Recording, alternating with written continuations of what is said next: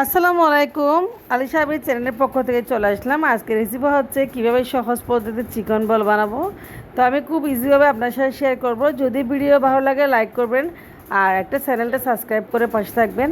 অবশ্যই আপনাদের থেকে একটা লাইক আমি চাচ্ছি, আপনারা অবশ্যই লাইক দিবেন আমার ভিডিওতে। তো চিকেন বল বা মিট বলটা কেমন হয়েছে অবশ্যই কমেন্ট করে জানাবেন। তো চলে যাচ্ছি আমরা মূল রেসিপিতে। এখন মাঝে মাঝে বাচ্চাদের জন্য আমি যেভাবে চিকেন বল বানাই বা মিট বল বানাই দেখেন, তো চিকেন বল বলেন মিট বল বলেন একই কথা।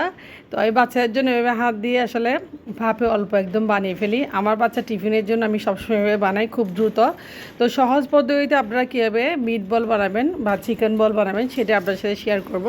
তো এখানে আমি নিয়েছি মাংস, এখানে আমি 600 গ্রাম মতো মুরগির মাংস নিয়েছি। 700 গ্রাম বা 600 গ্রাম হবে, অ্যাকুরেট আমি বলতে পারতেছি না। তো 700 গ্রাম মুরগি নিয়েছি, সাথে নিয়েছি কাঁচামরিচ কুচি, আদা রসুন আর গোলমরিচ, সাদা গোলমরিচ, কালো গোলমরিচ আর ধনিয়া পাতা। তো এইসব নিয়েছি। তো মাংসের সাথে এইসব দিলে আসলে মিটবলটা খেতে এত যে দারুণ লাগে। আপনারা ছেলে বাচ্চাদের টিফিনের জন্য এবার মিটবল সহজে বানিয়ে একদম খেতে পারেন, বাচ্চা দিতে পারেন। আর 4 পিস নিয়েছি আমি এখানে পাউরুটি। তো আমি 700 গ্রাম চিকেনের জন্য শুধু 4 পিস পাউরুটি বাইন্ডিংয়ের জন্য ব্যবহার করব।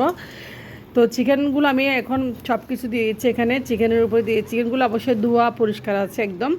এখন উপকরণগুলো দিয়ে চিকেনগুলো আমি একটু ব্লেন্ড করে নেব। আর যেহেতু ধনিয়া পাতার সিজন, মিট বলে ধনিয়া পাতার ঘ্রাণটা খুব বেশি ভালো লাগে, খেতে খুব ভালো লাগে।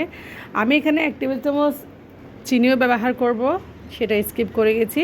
আর দিয়েছি সয়া সস, আমি কোনো লবণ দিচ্ছি না। সয়া সস দিলে আসলে লবণের পরিমাণটা তেমন লাগে না।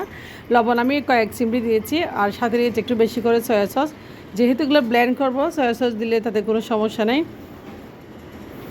তো সয়া সস দিয়ে ভালোভাবে আমি হাত দিয়ে এগুলো মেখে নেব। দেখেন আমি দিয়েছি উপর থেকে পাউরুটিগুলো দিয়ে দিয়েছি। এখন সবগুলো মিক্স করে আমি একসাথে ব্লেন্ডার জারে ব্লেন্ড করে নিব। আমি এভাবে মিট বলটা আসলে সবসময় বানাই। তো আপনারা চাইলে রেসিপিটা ফলো করতে পারেন, এভাবে আপনারা চাইলে মিট বল বানাতে পারেন খুব সহজে একদম, যেভাবে বাচ্চাদেরকে বানাই।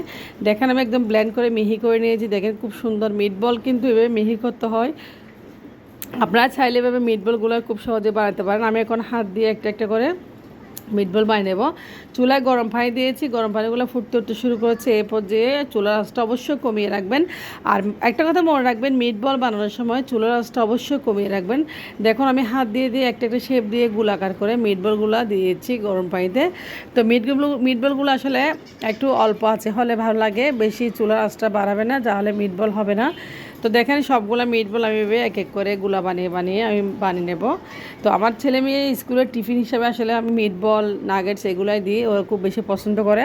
আর বাসার থেকে যেহেতু বাচ্চারা একটু টিফিন নিতে খুব স্বাচ্ছন্দ্য বোধ করে, সেটা আমি বানিয়ে দিই। তো বাইরের খাবারটা খুব কম খেতে পছন্দ করে আমার ছেলে মেয়ে বিশেষ করে। তো যা হোক দেখেন মিট বলগুলো আমি অল্প আছে একদম করে নিচ্ছি। এখন অনেক রাত, প্রায় 12টা, তো সহজে করে ফেলতেছি। তো মিট বল হয়ে গেছে, দেখেন আমি এখন চুলা থেকে নামিয়ে নেব মিট বলগুলো। তো মিট বলের যে পানিগুলো রয়েছে, পানিগুলো আপনারা চিকেন স্যুপ বানাতে পারেন, স্যুপের ক্ষেত্রে এটা খুব টেস্টি হয়। তো দেখেন গরম গরম ভাবে একদম মিটবলগুলো একটা খাসায় নিয়ে নিয়েছি। এখন ঠান্ডা করে ফ্রিজে ঢুকে রাখবো।